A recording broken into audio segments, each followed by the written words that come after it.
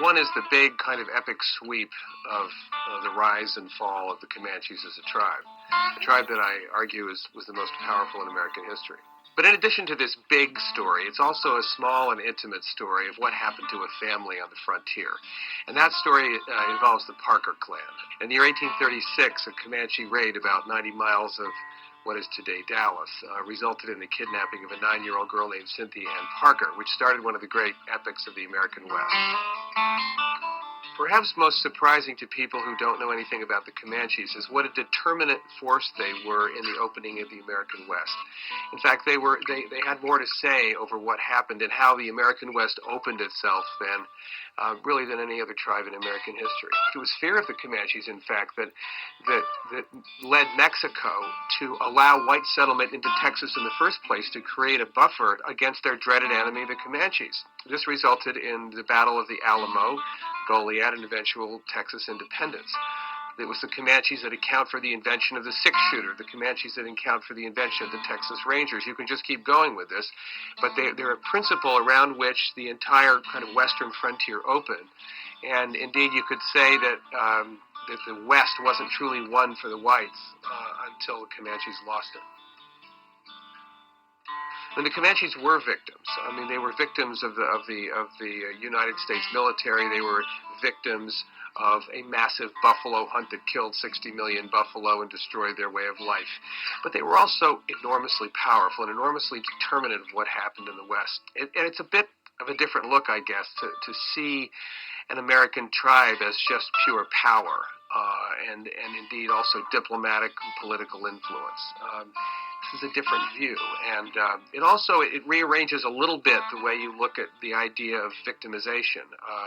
I would never argue that American Indians weren't victimized; they were, but there was another side to them, which was about power. To tell the story of the Comanches is to tell the story of why that middle section of the country was the last place conquered and the last place settled, because it really was. And so I think it tells you everything about the way America settled itself, how it settled itself, and why it settled itself in the order that it did.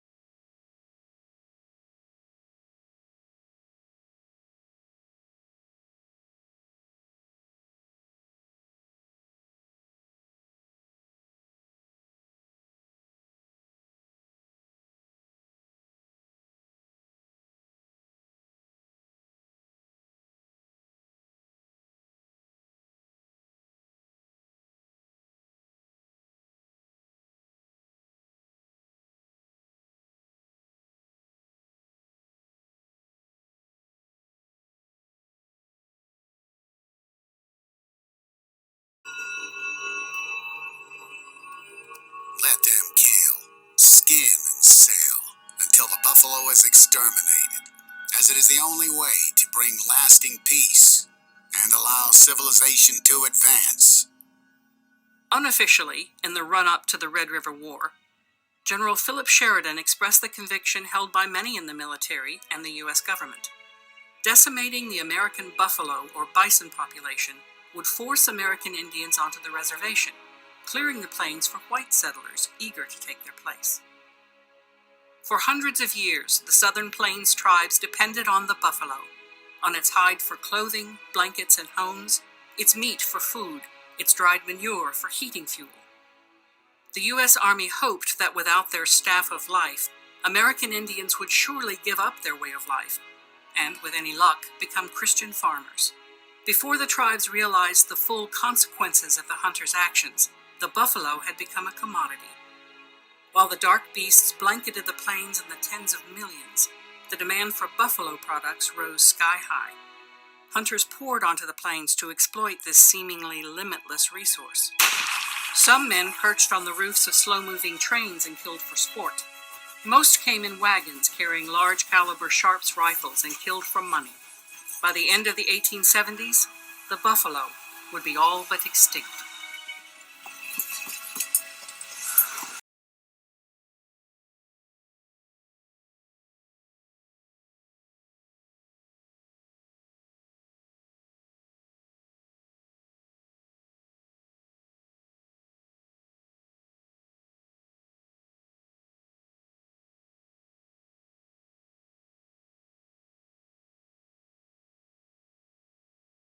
Taking it to this third level, that of holding arrows in the draw hand, requires immense practice and skill, and only professional archers, hunters, and so on would have had the time for it. When guns started replacing bows, this technique was forgotten. And the only reason Lars is able to do it is because he spent years practicing intensely. The hard part is not learning how to hold the arrows, but learning how to handle them properly, and draw and fire in one single motion, no matter what method is used. It works in all positions, and while in motion, whether rolling, running, or on horseback. It also works with sharp arrows and powerful bows. And while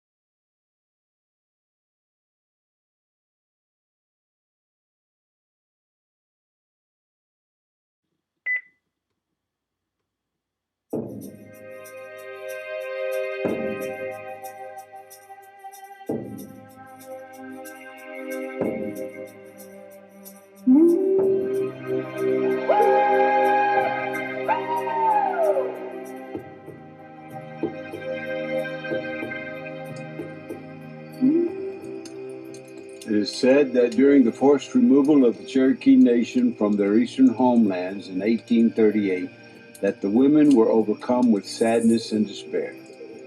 They could not make the 1,000-mile journey so stricken with grief. The men saw the suffering and prayed to the Great One for the strength for their women and their people. The next morning the people saw that a flower had grown every place a woman's tear had fallen. The flowers had white petals for the purity of their sadness and loss, 7 leaves for each of the Cherokee clans, and gold centers for the greed of the white man. These flowers, Cherokee roses, still grow from North Carolina and Georgia all the way into Oklahoma, and are said to reclaim the land stolen from the Cherokee people. This forced removal would come to be known as the Trail of Tears, or as the Cherokees say, Nunya Huduna Slo He Louie, the place where they cried.